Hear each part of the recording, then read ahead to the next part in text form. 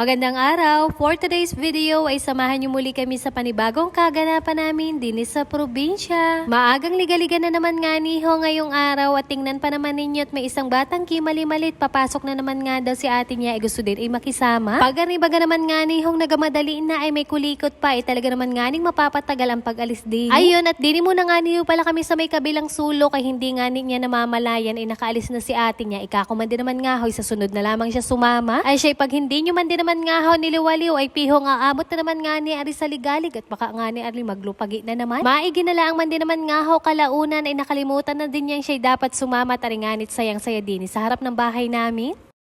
Fast forward, bandang patanghali ay kaagad naman nga ho ako diyang umisip ng aming ulamin ngayong pananghalian at talagang medyo magutom-gutom na din nga ho. Kako nga ho ay yung madaling lutuin na nga lamang at yung mabilis kong mahagilap din sa may harapan ng bahay namin. Sakto naisipan ko na meron nga ni akong napansin kaninang isang latang sardinas ay kako nga ni ho ay lalahukan ko na lamang yan ng papaya at saka ng malunggay. Dini sa amin ay madali nga lamang naman nga hong humagilap ng mga pansahog at yan nga ho ay dyan lang naman sa may likod harap ng bahay namin nakukuha. Ayan nga ho at pagkasungkit ko ng dalawang pirasong papaya ay kagod ko yung binalatan at kakungani nang matanggal ko na din yung buto at nang magayat-gayat ko sa saktong laki. Garning mga ulamin ay madalian at simple din nga lamang naman nga ho at syempre swak na swak sa inyong mga budget. Lalo na kung yung gagamitin mong mga pansahog ay di dyan mo din nga lamang naman nga ho makukuha sa inyong may bahay. Dini sa probinsya ay laking iba kung may mga sarili kayong tanim o kaya naman sa inyong mga kapitbahay ay di ka naman nga ho ay madali lang namang manghingi. Hindi naman din naman nga ho kailangang bilhin ay di ang kailangan nyo nga lamang ay lakas ng loob na manghingi isa may-ari o kaya na may pagwalang tao ay di sa puno na nga lamang magasabi ano na yun. Ayan, nagisa na din nga ho pala ako diyan ng sibuyas bawang at nung okay na ay di inilagay ko na din nga ho yung papaya para kakungani magisa-gisa na din. Ayun at nung okay na ay itinakta ko na din nga ho pala kaagad yung isang lata ng sardinas. Medyo papakuluan nga lamang natin yan ng kaunti at pag okay na ay dilalagyan ko na din nga ho pala ng tubig para naman nga ni lumambot yung papaya. At syempre naman pampalasang asin at paminta nga lamang ho. Syempre naman iniluglugan ko din nga ho pala yung pinakang lata niyaan at may kaunting katas-katas pa yun ay di sayang naman. Hihintayin nga lamang kung makuluan ng mga ilang minutuhin at pag okay naman na nga ho at malambot na yung papaya ay di pwede na ding ilagay yung mga malunggay kong pansahog. Hinalo-halo ko lamang nang sa ganun ay medyo lumubog-lubog nga ni ho yung malunggay at nang kako nga ni maluto-luto na din yaan. Kaunting bulak nga lamang ho ay ayos na yan at di ka naman nga ho ay may pangulam na naman kita ngayon pananghalian. Kinahapunan eto nga at may lakad nga ho pala kami ngayon ay talaga namang itong batang sili siya ay nakabantay na sa may pinto at gustong-gusto din nga ho palang sumama. Bukod sa kanya ay meron din nga hong isa pang batang napakaligalig na bagong gising at gusto din nga ho ay didikit at gusto din ay sumama sa aming lakas. Ay di kako na nga lamang ho sa kanila wag nang magsisama at papasalubungan ko na nga lamang pagbalik namin. Kalaunan ay natakasan din naman nga ho pala namin at talaga namang hindi nga ni pwedeng sumama ngayon at mabilis ang lakad laang ari din sa bayan. Bali dito kami nagpunta ni Ara para nga ho pala tumarato nung aming aalaga ang sisiw at yan nga ho pala ay wala naman ay di bumili na din kami nung mga gagamitin namin sa pag-aalaga ng manok. Biyernes pa nga daw ho yung pinakang dating ng mga sisiw kaya naman ayan at bumili na din nga ho pala muna ako ng mga painuman at patukaan ng manok. Bali 45 days nga ho pala yung manok na aalagaan namin o kung tawagin baga nga ho ng iba ay broiler. Balak talaga namin ay nung nakaraang buwan pa magsimulang mag-alaga kaso nga lamang ay maraming gawa at busy kaya hindi pa nga ho pala masimulan. At eto at wala na din naman nga ho masyadong ginagawa ay kako nga ni simulan na namin at nang kakoy makaabot nga ni ari sa Pasko. Noong mga nakaraang buwan ay baboy nga ho pala yung pinapagkaabalahan namin kaso nga lamang ay tinamaan ng ASF kaya naman kako ay subukan din namin itong manok. Pero sa tunay ay nung mga una-una ay nag-aalaga din naman nga ho ng manok din sa amin si inay kaya naman kahit papaano ay di may alam-alam na din kami at matuturuan ako kung paano. Tig 2